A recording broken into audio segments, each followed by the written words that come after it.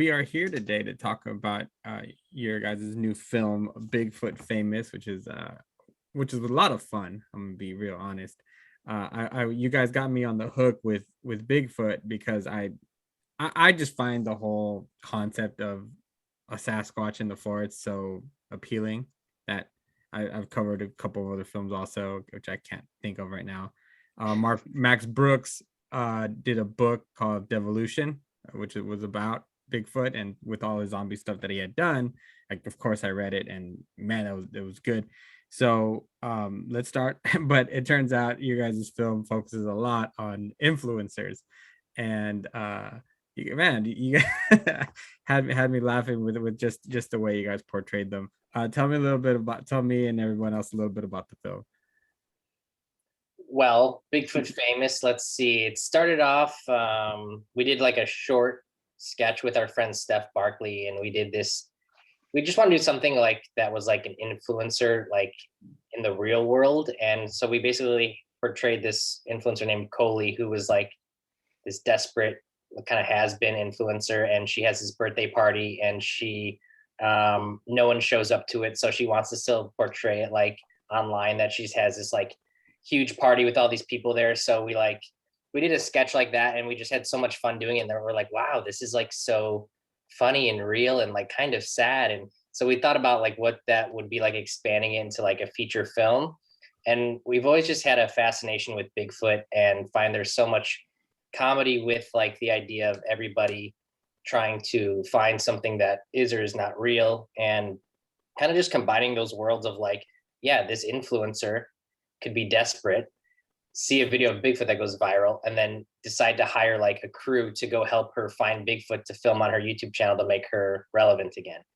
And that's kind of where we took it. And we've always kind of been like 1 foot in and 1 foot out of the like influencer world. We've worked with a lot of them, and we just see a lot of humor in that lifestyle, in that world, and like kind of just poking fun at it, and Mhm. also touching on the sad reality that we are kind of consumed by social media, and a lot of people will do whatever it takes to grow their following, or get those numbers up. So we just kind of had a lot of fun playing around in that world. Yeah, it's definitely not your typical Bigfoot movie by any means. So I think people will be surprised, and hopefully pleasantly surprised at at what they're watching, because yeah, it's definitely different. And yeah, we thought it would be fun to kind of take that social media influencer angle, and like, what would that person do if there was a Bigfoot sighting? What I found real interesting and kind of hilarious and sad at the same time was just the idea of, yeah, you guys stretched it out a bit for comedic purposes. It's not that far off from the truth. I mean, one of these influencers takes the wrong step to the wrong direction, and kind of like you guys displayed as they're going through the mystery of who killed who and whatnot. It can blow up that way real quick, and the misery of one influencer can be the thousands of followers or videos for another. Yeah, it's amazing looking at, well, when you break down, I don't know, what YouTube is and what the influencers are, and it's just this like sort of self-contained world of yeah, like somebody's content will piggyback on somebody else's content, and it's just like little parasites kind of eating away at each other, of like who can take advantage of the other person for good or bad. And yeah, it was a fun thing that, because it's something we've seen working in the YouTube world a lot, and we're like, yeah, well, how can we sort of show that, and kind of just take it sort of step by step, and just show like the trickle effect of what kind of really happens. And yeah, it's kind of crazy to see if somebody isn't aware of the YouTube world and watches the movie, and they think it's some sort of like fiction, which it is in our movie, but it's real. It's all real, and it is sad. And there's yeah, there's some funny. That's why it's some funny there too. Yeah, because you could become irrelevant real quick. unlike the mythology of Bigfoot, I guess. So it's interesting in your guys' movie, and I've seen it done a couple of other times also, is not the actual creature on screen, but the idea that he's number or either lurking or that he's around, or just the search for him is really what everybody gravitates towards. You think there's more power in the story than there is in the actual creature? I think for sure, and one element obviously we were running against was like budget, and we didn't really have the means to make Bigfoot look so real and so good.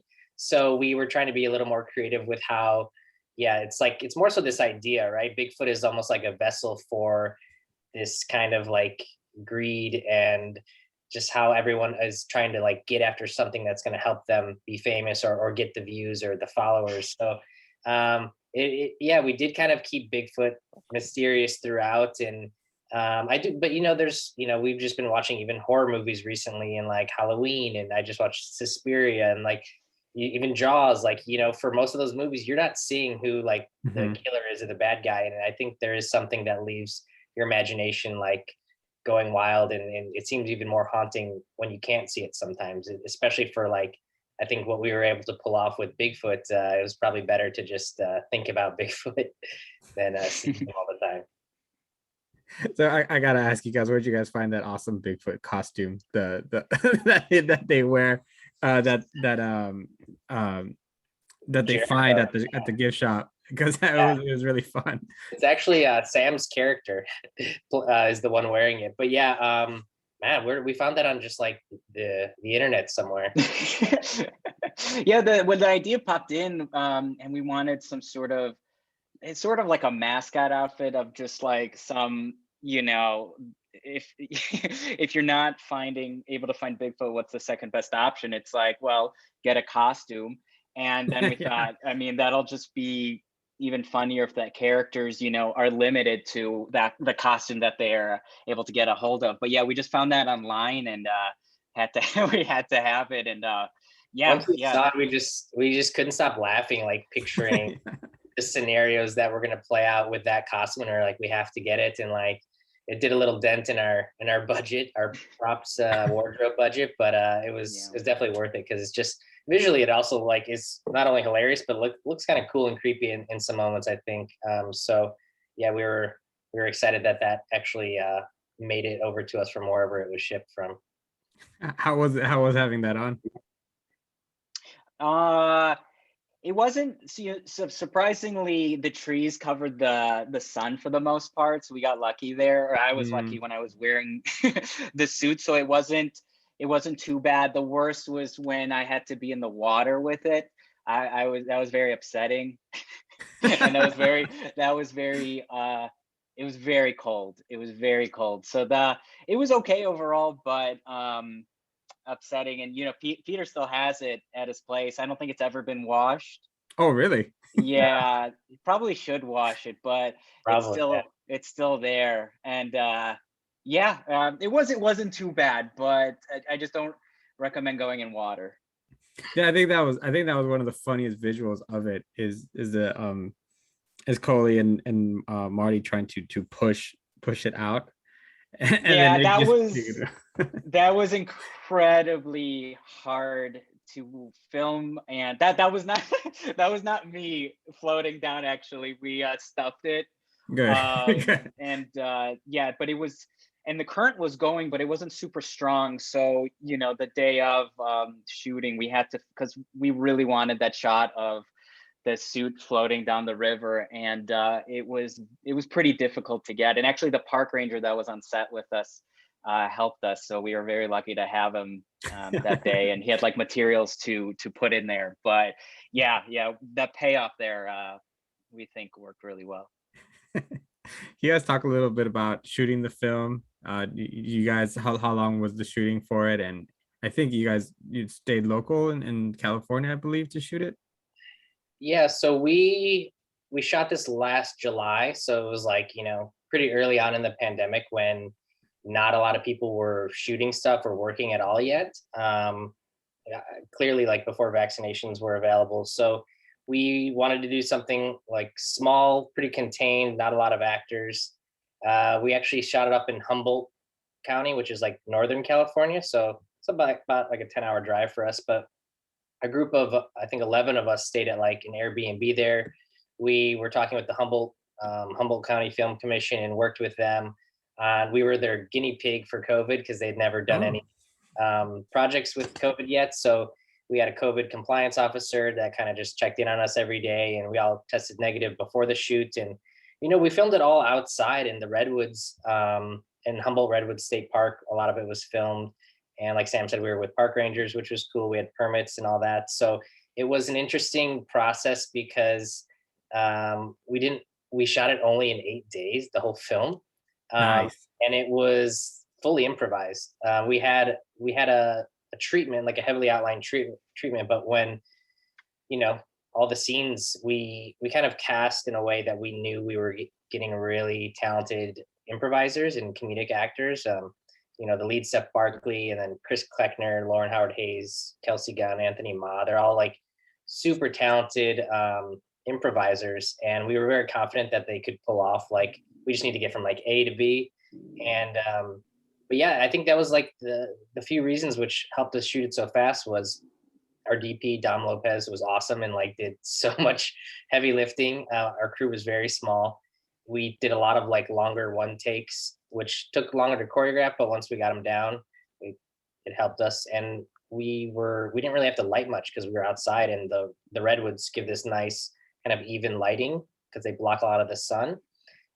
So that helped us a lot. But there were times where like the sun came in and we had to like shift where we were shooting it, and stuff like that. But it was very curious when we sat down and like had the first edit of the movie completed, because we didn't know how long the movie was going to be because we didn't have a script. So we're like, hopefully this isn't like too long or too short. But we ended up cutting like what, like 17 minutes of it, I that, think. yeah. So we did overshoot, which was, we wanted to make sure we had extra rather than not enough. So we gave us that little cushion for the edit because we knew we couldn't go back for reshoots. Yeah, and got it to a sweet spot of 89 minutes, which was kind of our goal, was to be right around 90 minutes. Nice. I can imagine the satisfaction and you guys cutting the film and seeing that and kind of like, yeah, this worked out really well. Yeah, we like adding up the time every time I edited like a new scene. I text Sam, I'm like, all right, we're at 45 minutes, like halfway through. Like, so it was like always a mystery of how long it was going to be, but happy we filmed enough for sure. Awesome. And what was your cast's morale throughout the filming process, being that you guys were filming in kind of that new COVID environment? It was actually, it wouldn't, yeah, we were very conscious that we could only cast people. I mean, talent was a plus, but we had to also cast people that were down for this experience slash sort of experiment.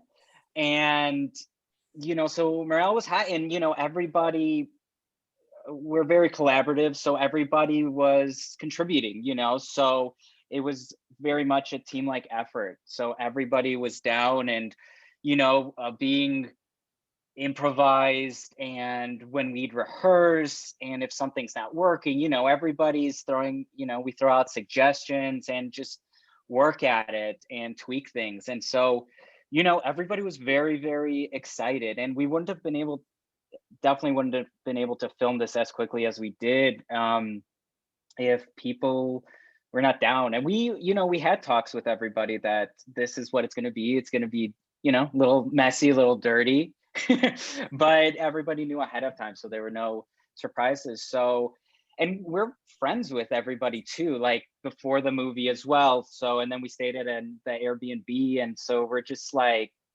it was a good time, a little stressful at moments, but that's every filming experience. But then overall, yeah, it was great because we're all friends and want to help one another with getting there. That's really cool because it's at a time when a lot of people were super stressed and stuck, but you guys are able to creatively find a way to get together with friends and get work done. And I think that's really cool. Yeah, that's another thing. Everybody was hungry to work because, yeah, we were like, filming in July. We're like about 4 months into the pandemic. There's no productions going on, and yeah, everybody was just itching to go and do something. So everything lined up like perfectly for us to be able to do it. And I don't know, just every movie is a miracle. So just doing it in COVID times, yeah, everything had to happen as it did, and we were very lucky. Awesome. Sam and Peter, thank you so much for your time today. I appreciate it. I had a lot of fun with Bigfoot Famous. Correct me if I'm wrong, but it's going to be available digital on November 2nd, right? Yeah, Right. You can pre-order now, but it comes out to rent and buy November 2nd. Awesome. It was really nice to virtually meet both of you. And Yeah. I'm excited to see what else you guys have up your sleeves going forward. Thank you so much for having us. Thank you. Take care, guys. All right, see ya. Bye.